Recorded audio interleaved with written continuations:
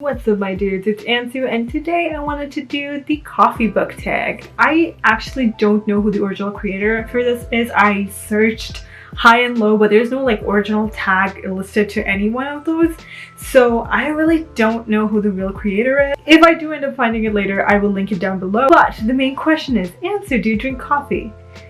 No, not really. You might be wondering, have you at least been tagged? Yes, for once I have been tagged, and it was by Kay from Kay's Infinite Library. I will leave her video down below. Definitely check her out and subscribe to her channel. But other than that, let's get into the questions, shall we? Cool. I hope these are good enough answers, but we're gonna go. First question is Black Coffee, a tough book to get into but has diehard fans. I really didn't know what to pick for this one, and I was thinking about it and I thought House of Earth and Blood by Sarah J. Maas.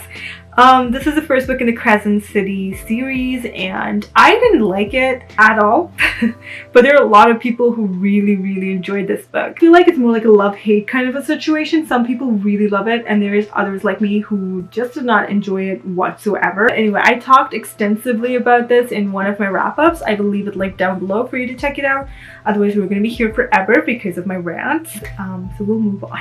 Next up is Peppermint Mocha, which is a book that is popular during the holiday season. Oh, I'm not such a huge like holiday reader per se. I just read whatever I get. Honestly, it's not like a huge deal to me. Another book that is very Christmas themed and it's also an anthology, which I never read. Of course I didn't. Is My True Love Gave to Me by a lot of people. It also includes like Holly Black and Stephanie Perkins, Laini Taylor, all of these very popular authors. Whenever I think of the holiday season, I definitely think of reading this book, and I never did. I don't know why. It's a bunch of short stories, so I think I should definitely enjoy it. Very short book. It's not that long. It's like less than 300 pages, and I feel like I would enjoy it. I just never picked it up, unfortunately. Next up, Hot Chocolate.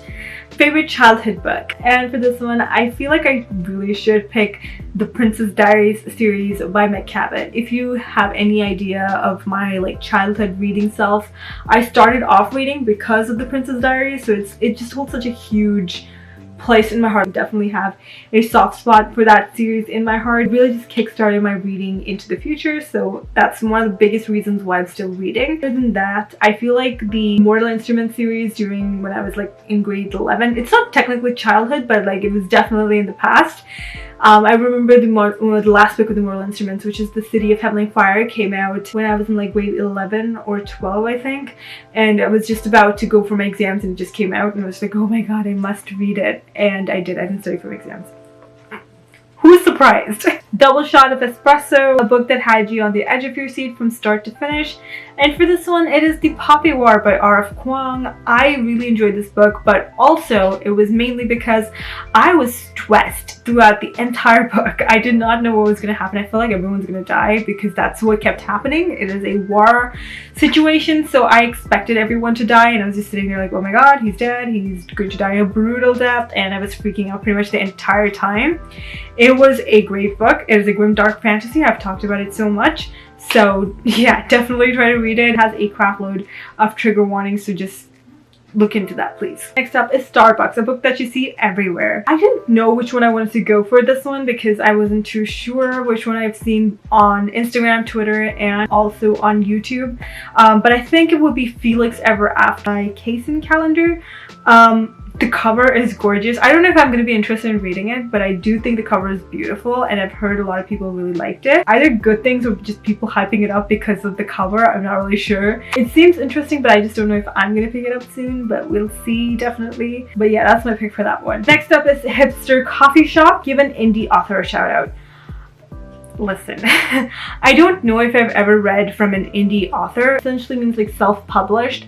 I probably have read from a self-published author, but I just don't remember ever reading one. Like specifically actually seeing it somewhere like this is self-pub. I don't think I've ever actually noticed it ever.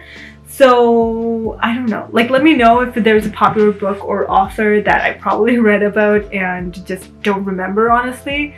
But yeah, I searched through the indie authors, like the popular indie authors in Goodreads, and I just couldn't find any that I've actually read from personally. So I don't really know. Next question. Oops, I accidentally ordered Decaf. Book you expected more out of. And for this one, it is unfortunately Cinderella is Dead by Kaylin Barron.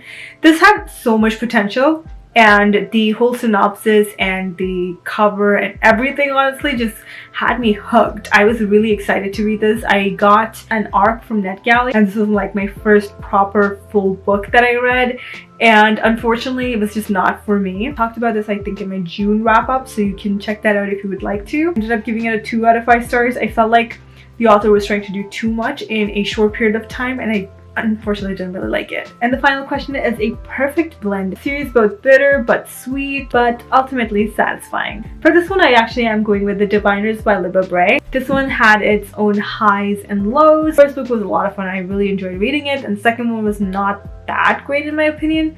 The third one was amazing. Like, I loved that book. And the fourth one, which is King of Crows, was a kind of a letdown. It was still enjoyable, but I felt like it was much of a letdown, and unfortunately didn't super enjoy it. But yeah, it was like a whole roller coaster thing. I definitely enjoyed the series, but I don't know, it was just that little part where I wasn't super excited or thrilled by the way that it ended. Yeah, that's what I think I'm gonna pick for that one. I went on to Twitter and asked if any of you guys would actually like to be tagged in this, and I did not expect to have so many people who would want to do this. So I'm going to tag a bunch of people right now. I will leave all of their channels a link down below, so definitely check them out. Rise Reading Corner, Seisha, Leah from Robin Lee Bookbird, Books with Krista, Jess Connell, Miss Hashmi, Rachel from Let Me in the Library, The Bookish Net, Darian from Darian Reed, finally the West Whale Archives. Okay, again, like I mentioned, all of their channels will be linked down below. Also, thank you to Kay who tagged me in this video in the first place. Also, if you're watching this and you want to do this, go ahead. But yeah, that is everything from me. If you're new here, click on my little face over there to subscribe, and I have a couple of my previous videos linked in the corner over there. Also, let me know down below what was your biggest disappointment of this year so far, because controversy is something I really enjoy reading about. So definitely let me know down below. I will see you all next time with another one, and until then, I'll talk to you all in the comments. Bye!